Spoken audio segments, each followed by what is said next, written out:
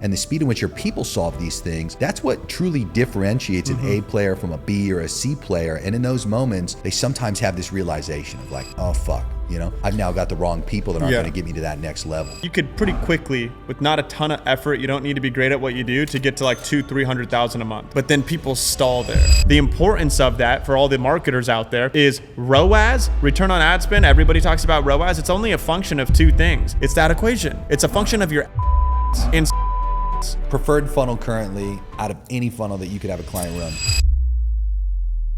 Ladies and gentlemen, welcome to the channel. We got a part 2 for you here today with the one and only Mr. Josh Troy. You guys loved the video last time that we did this talk, and so we brought it back again. We resurrected it.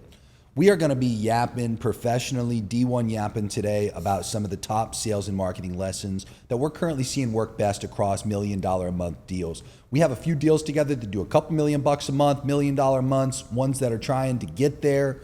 And we're going to talk about the things that work best on the journey to the big $1 million months, because that's all we talk about on this channel. So welcome back. If you're already a subscriber, it's always a pleasure to have you. And I'm sure you're already familiar with the one and only Josh Troy, but for those that are tuning in for the first time, first of all, welcome in. Thank you for being here. Josh is one of my favorite people, good friend of mine. He operates at a very high standard, which is very rare, believe it or not, inside of almost any given industry or profession. By operating at a high standard, I want you to understand, and you'll see it firsthand here or in the past session that we did together in this very room, you are going to learn a tremendous amount that your sales management is likely not doing currently. You're also going to learn a lot about what salespeople in your organization are likely not doing that they should be doing. It's going to help. And you'll also learn from my perspective on the marketing side of things, what should be going on, and same kind of concept. Things that you should be doing that you're likely not doing that are all going to help perpetuate $1 million months. Of course, we don't make any income claims. There's a 0.1% probability according to the US Bureau of Labor Statistics that you even get to 10 million a year, let alone the even smaller percentage than that get to 12 million a year, the big $1 million months. Now, that's not to say that it's not possible. That's just to say we're not sitting here making income claims. So without further ado, let's dive in. You know, just recently, last night, we were playing pool and you were chirping with me about a deal that you got going right now that was at a couple $100,000. The following month got to a couple $100 more grand. Following month after that, cracked $1 million month, number one. And then the month after that got to almost $2 million a month. Yep.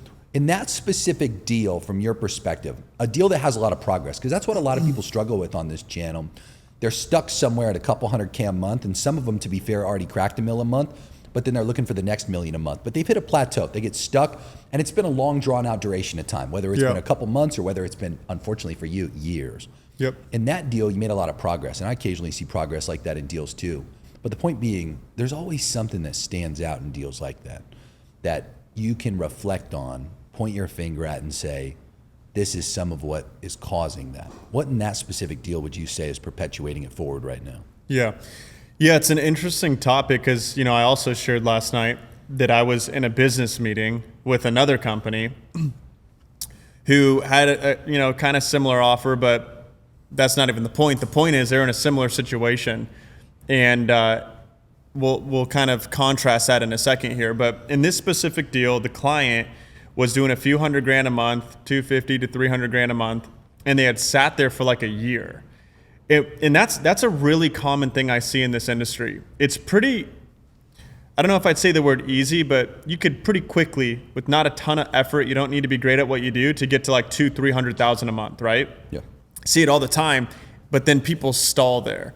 That's like 300, 250, 300 is where people really stall. By the way, if you have decent reps, that's only like 2 reps. At $250,000 a month is 125 a piece in average revenue per rep. Can I interject real quick? By the way, if that's some kind of audacious claim to you that 200 to 300K a month is easy to hit, you're on the wrong channel. Go learn from one of those little small guys that's going to teach you how to hit 100K a month. This channel's for big dogs where we talk about $1 million months and how to get the next $1 million a month. Okay. So anyway, back to talking to the big dogs watching.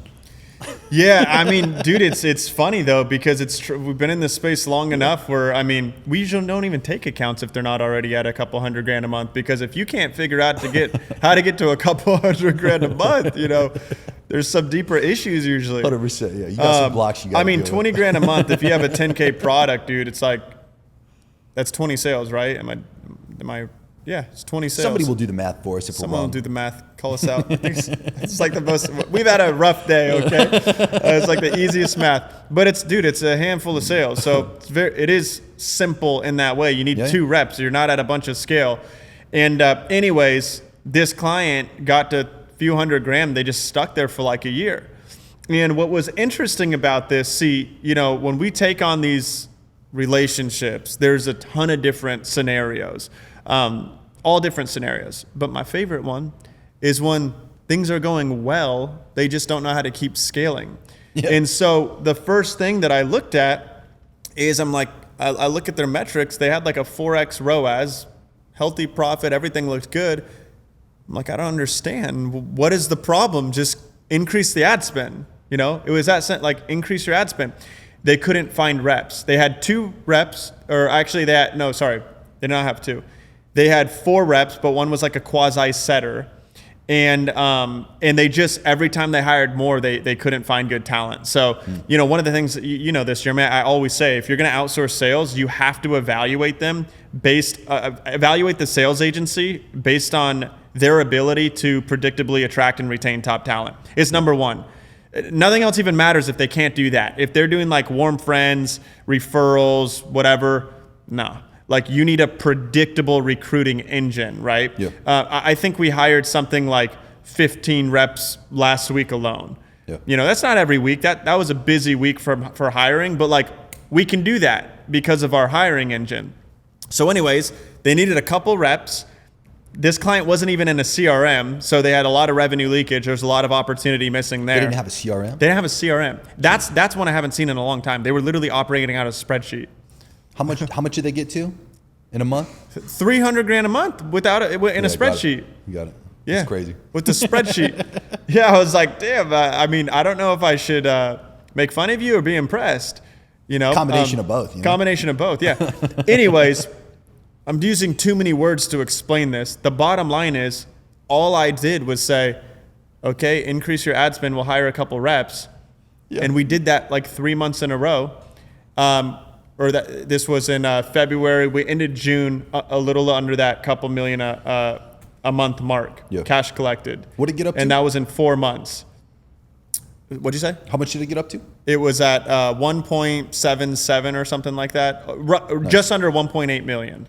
Yeah, and the next issue that a lot of people run into is they smack into a ceiling where something inevitably breaks, whether it be that repeatable, predictable hiring process of new reps because they've taken on the responsibility of running their own sales organizations, and or their sales management or sales agency they're working with starts to fail them and just have an issue with being able to do that. Or sometimes it's on the marketing side. Sometimes they smack into those ceilings where their show rate starts to devolve. They spend more money, but they aren't getting more results.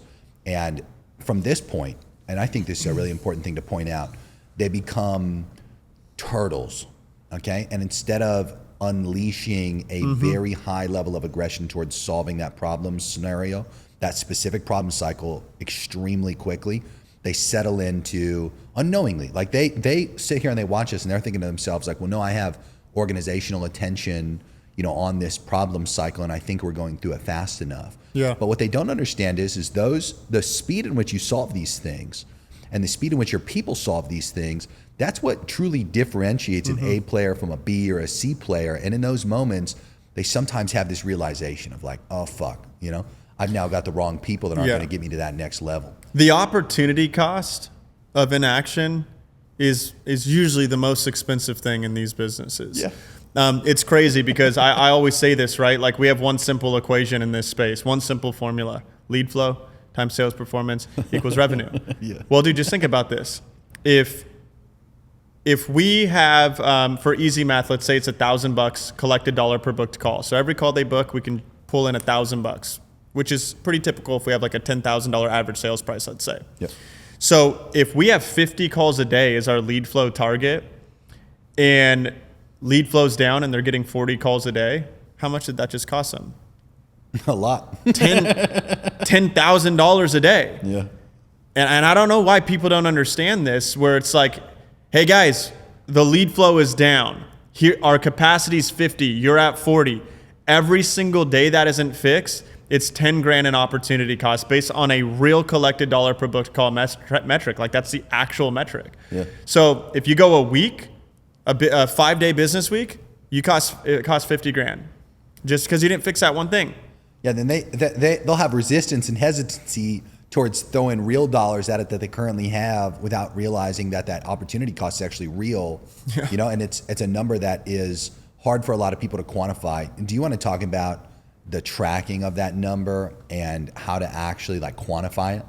Of collected dollar per booked call? Correct, yeah. You talk about that at a very high rate, and I think it's very important that I very rarely hear, especially the newer people that join into things like our Inner Circle membership or that we just get exposure to, period, talk about that specific stat. Yeah. And it seems to be a very high importance in your world. You want to quantify it for these people? Well, it's actually funny, Jeremy, because, you know, for those that are in their inner circle, they obviously know this, but I speak at these masterminds and I talk about these concepts in even a lot more depth than we do on the podcast, because that's the point of the mastermind. Mm-hmm. And what I found funny over the the last year or so is a lot of times I have conversations with people from the inner circle. They saw a podcast or whatever it is, and they're like, "Oh yeah, by the way, Josh, my collected dollar per booked call is blah blah blah." So it's funny. I'm starting to hear it come back to me a lot now, and I like that because you should be focused on it. Yeah. So collected dollar per booked call is what I call a keystone metric. Keystone is like the main all-encompassing metric that will tell you everything you need to know. So if the equation is lead flow times sales performance equals revenue, well, lead flow is call volume. It's one number to track. How many calls a day? That's what we track for lead flow. But on sales performance, what do you track? Am I going to run a formula every time? What was the show up rate? What was the close rate? What was the average sales price? What was the collection rate? I'm not going to go through all that. Collected dollar per booked call, it takes all of that into account. So if you take a 50% show rate and, so we could do the math real quick. Let's say there's 10 calls for easy math. Yep. 50% show rate. 5 show up. Let's say it's a 50% close rate, again, to keep the math easy. You're at 2.5 deals. Let's say it's a $10,000 average sales price. That's $25K collected. Just divide that. Let's say it was 100% collected. Divide that by the 10 calls. That was $2,500 collected dollar per booked call. Yep. So I can just say that and not have to do all the math in my head. That's the number one thing I track. The importance of that for all the marketers out there is ROAS, return on ad spend. Everybody talks about ROAS. It's only a function of two things. It's that equation. It's a function of your ad costs and sales performance. So if I have those two variables, I can measure ROAS and I could do it on an individual rep basis, and that's how we manage our team. We look at the return on our reps. So and then by the way, these call economics, when you get really quick with them, like last night I dissected their funnel in like seconds, and they're like, "How did you know that? I don't even know my metrics." And they didn't have that tracked. The thing is, sales data is hard. And I talk to Jeremy on a slow week. I'll talk to 5 new potential clients. On a busier week, closer to 10. Maybe I say yes once a month. And that's not because you know the deal, dude. It's not because I'm like super exclusive. I want to say yes as many times as I can, but we don't take on bad deals. We want good deals that are scalable, that do the right thing. So we have to sift through them. The hardest part, nobody knows their fucking numbers.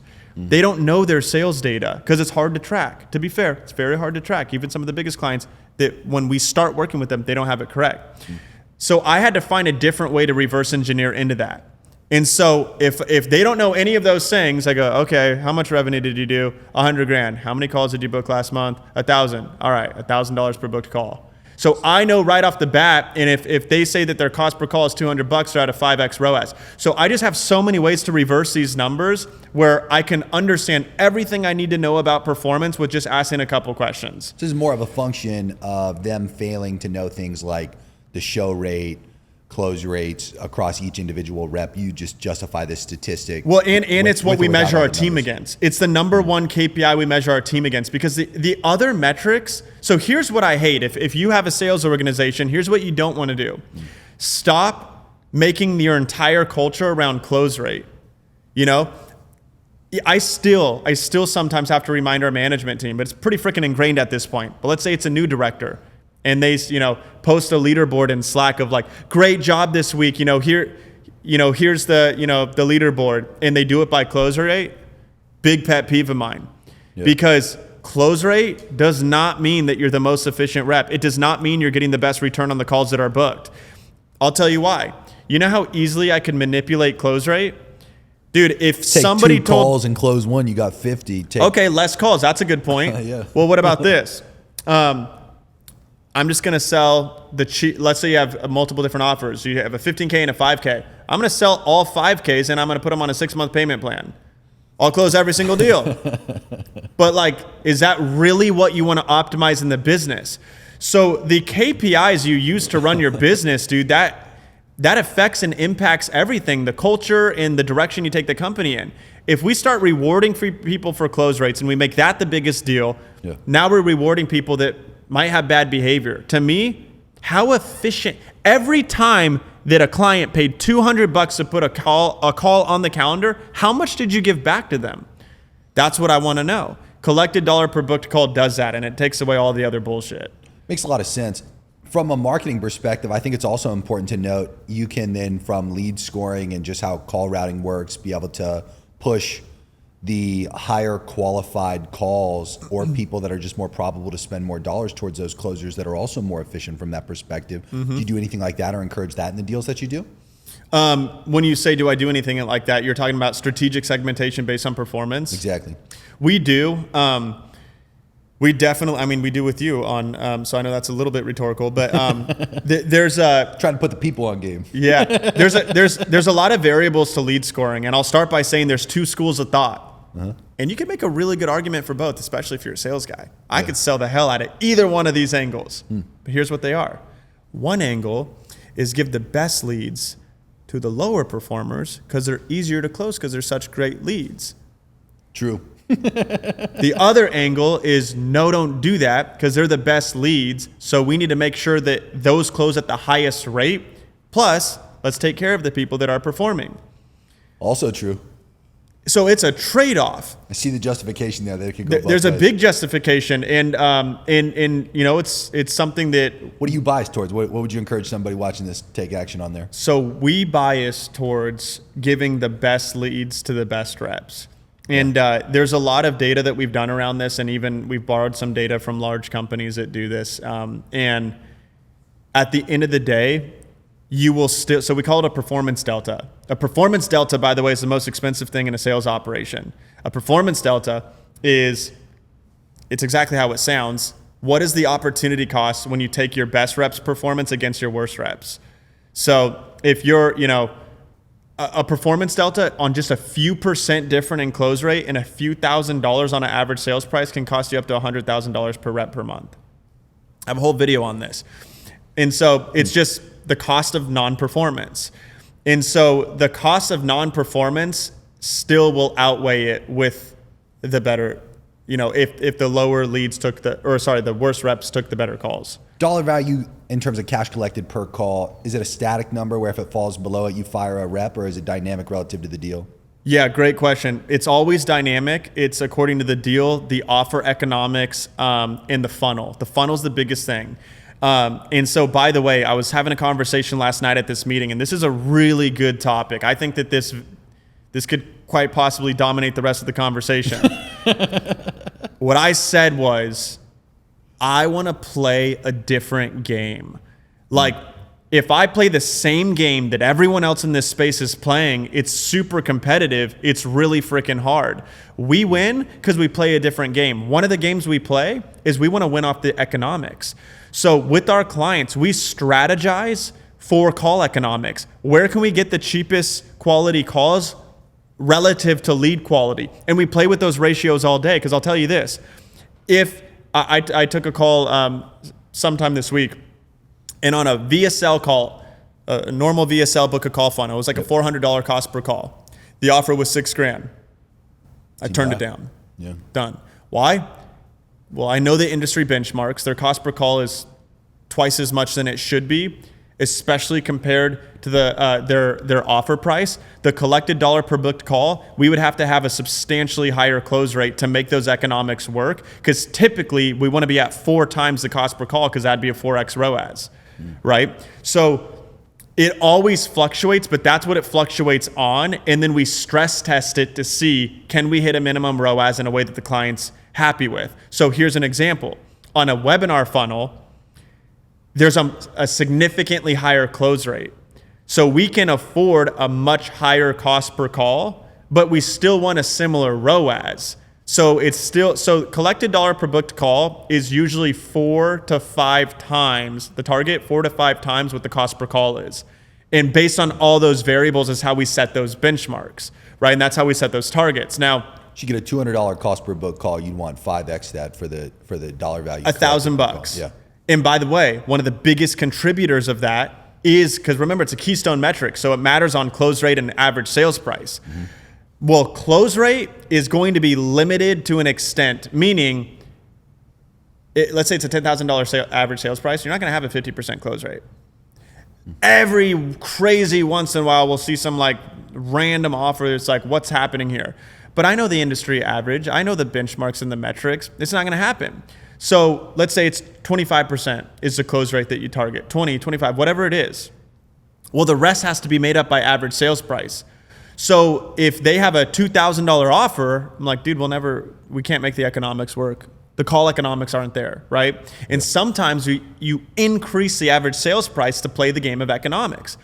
This is all financial modeling, dude. Our industry is all for, like I was saying last night, like I'm a sales guy, but I don't really talk about sales because I believe all the money's made in the systems, the processes, and the financial modeling. It's all made in the spreadsheets, right? Mm-hmm. So anyways, we play with those numbers based on the funnel. So in a webinar funnel, we could pay $400 a call all day long and generate $1,200 per call out of it because it just closes at a higher rate because the content. Yeah, it makes sense. Let's do a few rapid fire questions. You ready? Okay. Yeah. Okay. Preferred funnel currently out of any funnel that you could have a client run? Cold traffic, webinar funnel, and the frequency is high. That's an important note because if you just put a bunch of ad spend, you get diminishing returns on show up rate and all these other things. So if you have a high frequency of webinars, your promotion length is shorter and all the metrics are impacted positively because of it. How high frequency should they go? Once to twice a week. Now we do have an exception. I was gonna say we got a deal right now that we just kicked up to 4 times a week that we're seeing some success on, you know? Dude, and honestly, but that's all cold traffic to be fair, and it's on 2 different offers. So on one offer they do twice a week, and on the other offer they do twice a week. That just comes down to how bad do you want it. Yeah, like true. Technically speaking, a webinar a day would crush. Yeah. But who can really do that sustainably for a long period of time? Not many people. Yeah, that's very true. Automated webinars or live webinars? Live. And what I would say is if you're okay with 5% less close rate, 5% less of a webinar application rate, which impacts it even more than an actual close rate. If you're okay with the numbers after 5% less, then you can consider automating it, but you'll almost never beat a live one. Biggest pet peeve in a deal that holds back revenue? Obsessing over things that prevents you from scaling. The example is if the VSL close rate is too low, but you have a 4 to 5x on a webinar, and you say that you don't want to scale until the VSL close rate goes up, you just cost yourself hundreds of thousands of dollars over a few short months because you're not playing the game of what is the most efficient path to scale. Number one characteristic that makes you say, I'd take that deal on? Number one characteristic in the subject matter expert, trust. In the market or with you and the person? Trust me. Because if you trust me, then you're going to do the things that we say to do and you'll scale fast. That's the biggest thing. Because, very true. Dude, you can't really scale. Like, that's the whole thing. Like, I got that question last night. You know, why did that account scale so much faster than the other? There's so many things I wanted to say. There's so many things that sounded politically correct. And I said, you know why? Because that guy didn't fucking listen and this guy did. And it's not that we're like, you have to do this. And I'm not saying like we know everything, but we have a lot of experience. Yeah. And this person let his opinions outweigh a lot of tens of millions of dollars in experience on that one single subject. Just trust us. You know? So funny when people have ego in the deals like that and it holds back. Truly, like it can be that actual amount of revenue, to be fair. It was. That was an actual, thing. Yeah. I would never say names, and we had a great conversation. But this one person last night we were talking. Really, dude, we had a great conversation about it. We talked about it afterwards. But they were saying, they said all this random shit. They wanted me to diagnose them. Yeah. I get that a lot. People throw up information on me, and they say, so what should I do differently? And I'm like, nothing you said is relevant. Literally nothing you said is relevant. You go, why? I said, your biggest problem is you're doing the same exact level of revenue that you did 6 months ago when we met. That's your number one. None of this other shit mattered. You're like, what about show up rate? What about this? What about sales model? What about setter? None of it matters. You had this company had a 4x ROAS. Why did you not quadruple your ad spend in this period of time? Why are you not 3 times the amount of revenue that you were when we first met 6 months ago? And if they did the things that I did, one of them was hiring us, then they would have been. Right? And again, I love that you started this off with such a heavy income disclaimer, because the message is not work with us and we'll make you a ton of money every time. That's not what the message is. It's just are you the most qualified, most experienced on this subject? If not, then work with someone that is. That's all I'm saying. Yeah, it makes a lot of sense. All right, back to some rapid fire. You ready? Yep. Okay. When you hire a rep, in terms of experience, is there a length of time, amount of money, or any specific set of characteristics that you think makes the perfect sales rep? I thought you were going to take a different note. I thought you were going to say to know when to fire them, but you're saying when I hire them? Yeah, when you go to hire a rep, essentially in simpler words, what do you look for? Coachability. They have to have a track record. They have to have a track record. And the track record has to be specific to the thing they're selling.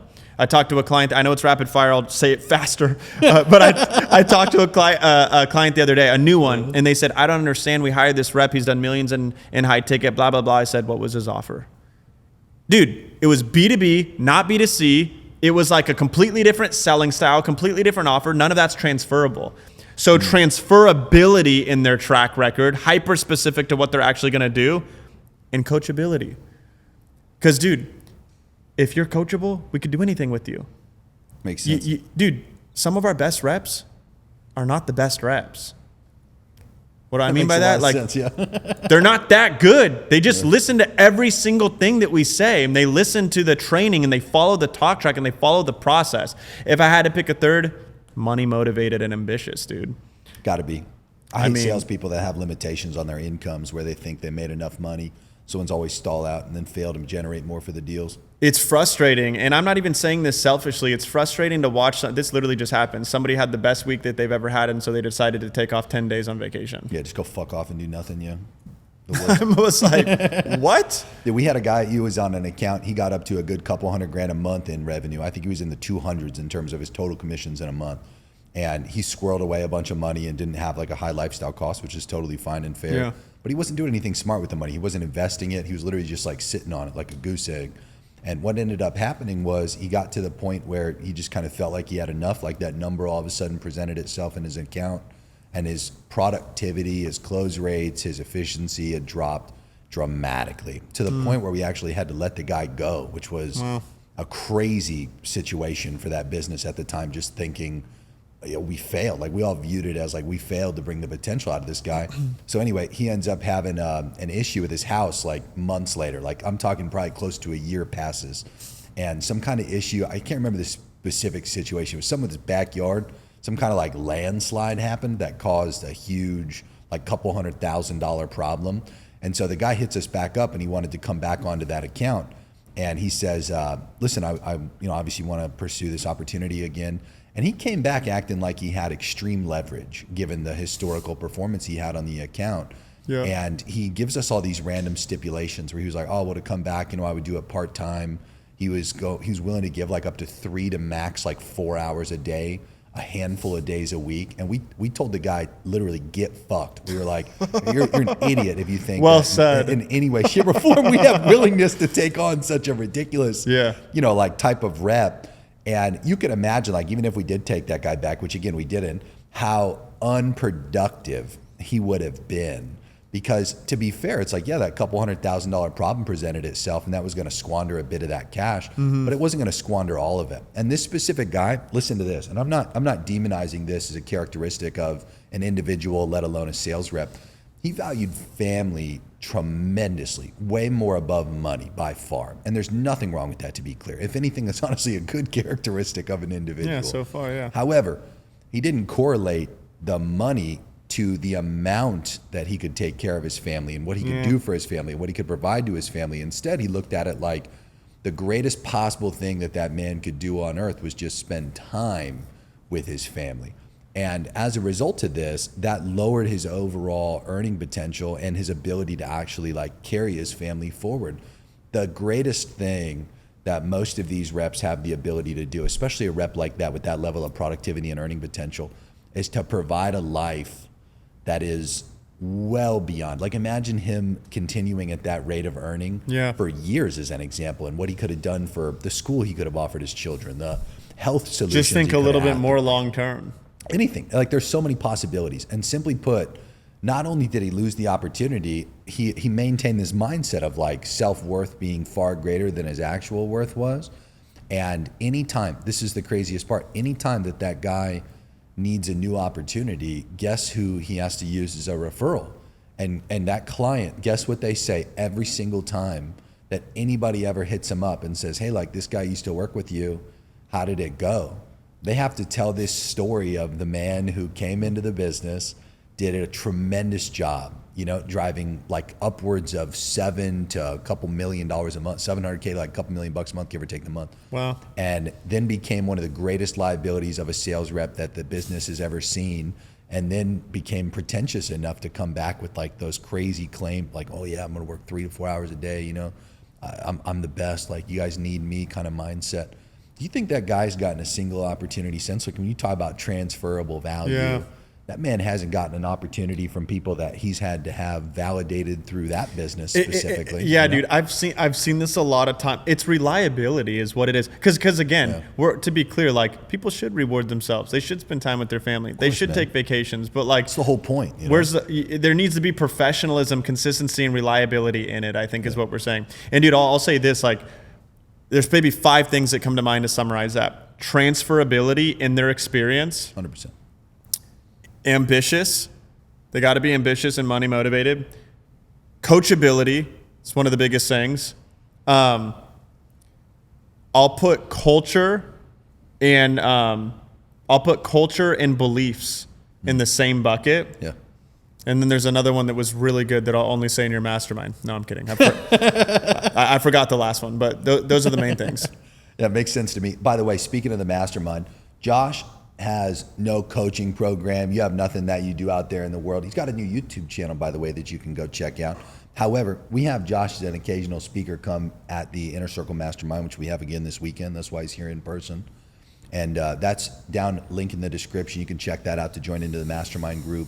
Twice a month one-on-one calls, weekly group calls, those quarterly masterminds, very active group chat. Josh was just chirping at me last night saying what were you saying? How hard it is to keep up on the group chat with how active it is? What were you saying? I was just blown away with like, there's a lot of quality people in it. The sheer volume of communication that happens inside of that chat. Yeah, like people are like, well, because to be fair, I've just been in masterminds where like it seems like the channel is like a ghost town. It's just very active, which is a compliment. Yeah, no, it happens very frequently. But yeah, anyway, long story short, back to the value of the conversation. Let's rapid fire a few more questions. Cool. So when you talk about live webinars and you specifically look at the difference in having a higher frequency webinar, talking about cold traffic, how many webinars do you think it takes on average to crack cold traffic before it truly performs? I think a lot of people have a strong misrepresentation of being able to do like a one and done, or maybe like twice at bat and all of a sudden it works. How many do you think it truly takes to crack cold audiences with Webbies? Man, that's hard, dude. You seen an average?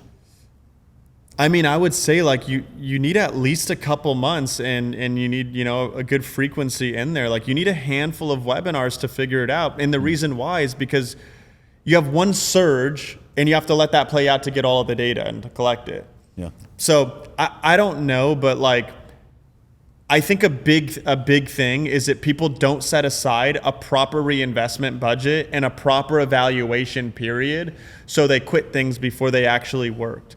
And it's going to depend on the actual KPIs. Like, how far off are you? If you've spent 30 grand and 5 webinars and you're not even close, like, something's not working. But on the media buyer side, you'd be better to speak to that. But I think that it takes a good handful of webinars to like start getting it to where it needs to be. I usually tell people they need to do at least 3 to 5 before they're probable to start seeing like a general return on it. And then from there, you have the cost of scaling it, where you have to sacrifice a percentage of ROAS, turn that into a dollar value that you reinvest on top of the ad spend to just grow the overall amount you're making from it. But you know, 3 to 5, that can sometimes give or take the person if they're doing one every other week initially. Yeah. To your point, take months.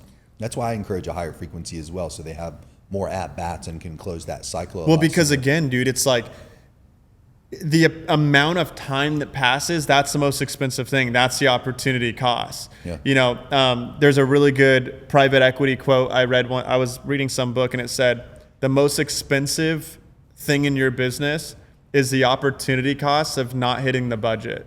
So like, think if your budget is, you know, if you figure this one thing out, then it's $3 million extra for that year.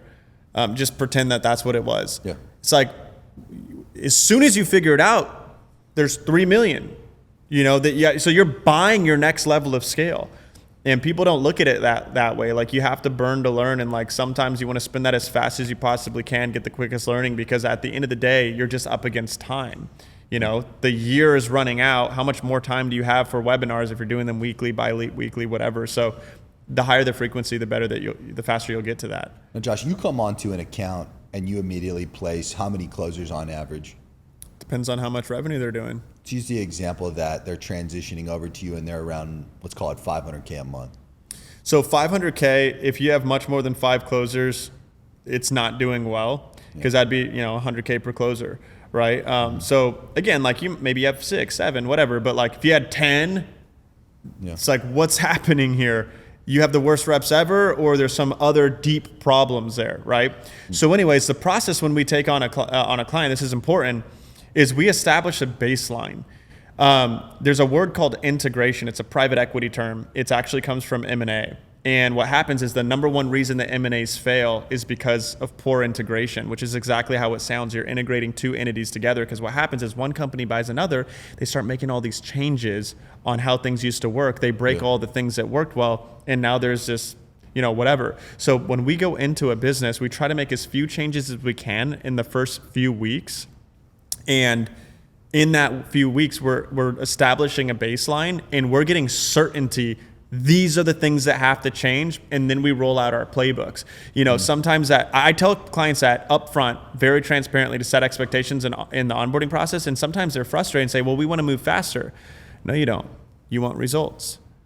And slow is smooth and smooth is fast. So this is the smoothest and fastest way to do it. You just have to slow down sometimes. And so the reason I say all that, because in that process, we might realize they have some really good raw talent, but they didn't have the right training, coaching systems. And so we'll try to salvage that team if we can initially. And then there's 2 types of hiring: capacity-based hiring and performance-based hiring. If things are going really well and there's a good ROAS and they have momentum, but their biggest bottleneck was they couldn't hire reps predictably, we add a couple reps, we keep the core team, and we scale up really fast. If the reps were the biggest issue and performance was the challenge, it's performance-based capacity we have to hire to replace. And we usually don't hire more than a couple reps at the same time. Why do we do that? Because no matter how good a rep is, there is a performance delta in ramping.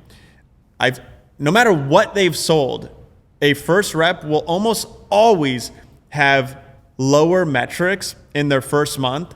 Pipeline maturity hasn't kicked in. They're getting familiar with the offer. Their close rate's lower. They haven't figured out exactly the perfect things to say, even with all the training and all the talk track. They need repetition. And then the long deals, the follow-ups in the sales cycle, because pipeline management, those don't kick in yet. So because of that, performance dip. I have a whole video on this on my YouTube channel, by the way, and people were blown away by this, because I use different assumption sets for sales performance based on if they're ramping or stabilized. So the point is, if I hire 5 more reps and they were already at 5, even if they tell me to do that, I say, no, we're not going to do that. Because now, just pretend the close rates are 20, and we usually say that a ramping rep is going to perform at 65 to 70% of stabilized KPI. If they're much below that, they're probably not going to make it.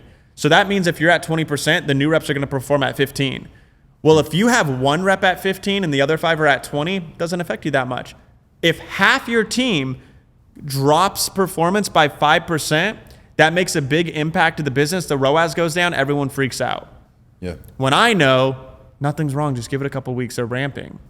I know that, but people freak out. So usually we hire only a couple reps at a time, depending on the actual team that they currently have. So it's a great point. We'll try to close out with this. A lot of people who are in that process of hiring new reps, they prematurely freak the fuck out. Yes. And they let, just this crippling anxiety and almost like emotional based decision making take over for potentially prematurely cutting a rep. Yes. And let's be honest, at the end of the day, they might also potentially be bad at sales management or have a bad sales manager that might not actually bring potential out of the rep in the first place. Or maybe, to be fair, it could just be the wrong rep.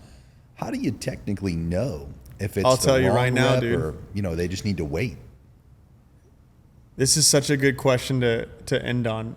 It's actually one of the most important things of all of sales management, especially getting the onboarding and ramping process correct and making the right decisions. I'm going to start with an example. The amount of times, Jeremy, we'll be working with the client and we hire a new sales rep and they're 1 week in and the client sends a message, not necessarily aggressive, but concerned. Hey, so-and-so's been taking calls for 7 days now. They've already taken 30 calls. They don't have a deal. Like, what's going on? Do you know how long your average sales cycle is? No. It's 12 days. They've been on for 7. He's not even statistically probable to have a deal yet. He's building a pipeline. Let's say 20 days has passed. I'm gonna tell you this phases right now, but during pipeline maturity, which is the process of building a pipeline to get to fruition, you might have, by the way, it's average sales cycle, so you might have a few start coming in right at that point. But the point is, during that period of time when they're building pipeline is when people freak out, because in high ticket, there is usually an extended sales cycle like that. 7 to 14 days is kind of the industry average based on this mid-tier price point we're talking about. So if that's the average sales cycle, you have to let it play through. The problem is they don't have visibility. Well, what visibility do you need? I need 2 things in a ramping sales rep. We need to listen to calls consistently to make sure they're on the talk track and following the process. Why does that matter? Because if they don't even sound good on the phone, I'd be stupid to think that deals are going to eventually come. They're not doing what they're supposed to do. But let's say they sound really good and they're following the process and they're implementing the talk track. Then we have to look at the pacing reports in the CRM, and we look at forecasting reports, which just shows, based on deal probability that we have in our standard configuration, it shows the deals that are forecasted. If that is growing, what you do is you take the forecasted deals and you say, if they closed, what would that put the KPIs at? And now you can see they're pacing KPI. They're trending the correct metrics, right? Yeah. Now, what's the hardest part about what I just said? Well, dude, there's so many variables. First of all, you have to have the right talk track. You have to have a process. You have to be listening to calls. You have to have the CRM configuration. You have to have the right reports built, and you have to know how to interpret them. Yeah. So a lot of this stuff is simple to understand. Like, somebody might have just heard it and been like, wow, that's awesome. But then they're like, how do I do those 10 things to get that information, right? Yeah. Now, let's say that where you're at, though, and they're ramping. Now, here's the biggest problem that sales managers make. I do the quotes because it's usually the lack of sales management that makes them do this. Yeah. What I just said right there, because they freak out, they put themselves in a self-fulfilling prophecy, and it's self-sabotage. Because now they get on top of the rep. Dude, it's been 7 days. Like, you should have a deal by now, which they shouldn't. You should have a deal by now. What's going on? They start adding pressure, okay? Which starts making the rep freak out, which usually isn't helpful or healthy. But what they do that's worse than just the pressure, they do call reviews. They think they're being a good manager, and they'll throw like 15 things at the rep. You did this wrong and this wrong, you need to do this and that. And in rep development doesn't work like that. Reps can't comprehend 15 changes to make. You'll spin them out. Yeah. it's calibration, and you calibrate 1 degree at a time. You ever heard that saying? If you change 1 degree at a time, within a few hours, you'll be tens of miles apart. Yeah. Right? It's just one calibration. So you give them a couple things to focus on. Now they actually implement. So usually, if you hired a good sales rep and you're like, I don't understand, they were great in the interview, they have the track record, like you feel really good that they were great, you might have messed it up. You might have made them not perform because of the way that you manage them. Now, all that said, if we go through that process, pipeline maturity, and now they go through that phase, pipeline to maturity should be happening, and they're far off from KPI, they have usually a week to change that around. And then we cut bait fast, right? Yeah. That's the answer. Makes a lot of sense. Well, everybody... I want to just say one last thing. Here's a pro tip, right? Here's a pro tip. One last thing. Yeah, good. This has been fresh on my mind recently. One of the biggest mistakes that people make when they're managing against performance, let's say that you have the correct scoreboards and KPIs to manage your reps, and they're under KPI. So again, you give them the couple things to improve. You give them a timeline to improve it. Time's money, so you got to do it fast. But here's the thing. When they're looking at metrics, they're usually only looking at them on like a week-by-week basis, and then they just kind of make decisions based off of that. Most people look at data wrong anyways, because you have to look at a trailing cycle where pipeline maturity occurs, but that's more technical, so I won't get into that. But I want to say this. You have to look at it quarterly. So last thing I'll say, you have to look at it quarterly, monthly and quarterly, because how many times have they gone below KPI? Because it's a lot of people are like, oh, they're down, let's get them up. Oh, they're down again, let's get them up. And they keep them. You have to fire the yo-yos. If they're freaking yo-yoing, all of their downs cancel out any of the times that they're good. And people, they react and then they improve and then they're like, oh, they're good, they're in KPI again. So in a quarter period of time, let's say it's 3, if they are below KPI 3 times in a quarter, doesn't matter if you think they can get back to KPI, you have to fire them. They've canceled out all the benefits. Makes a lot of sense. Yeah, let's keep it real for those folks chiming in. First of all, number one, when a rep's not performing, you got to have a period of time that you're going to be conclusive about. Like a lot of you guys just don't have unlimited money, of course. So you have to consider what you're going to take in terms of like subsidization dollars, like how much you're willing to risk on a rep. You got to define that. You got to have an amount of calls that you're going to give them that statistically makes sense. You have to have the probabilities play into their favor. You have to wait the necessary deal cycle timelines. It's a tremendous amount of lessons. And just to endorse Josh again, to be clear, Josh is one of my absolute favorite sales managers and sales agencies that exist. Big fan of Josh. You can find a link for his channel down below. Make sure you go check out his stuff. He's just now getting onto YouTube and he's dropping bangers like this all day. So big shout out to Josh for coming onto the channel. And of course, here, go check out all the other videos that we've got here on the channel. All we talk about around here is hitting $1 million months. So if you like that kind of content, you'll enjoy everything else posted on here. Thank you very much. Go get richer.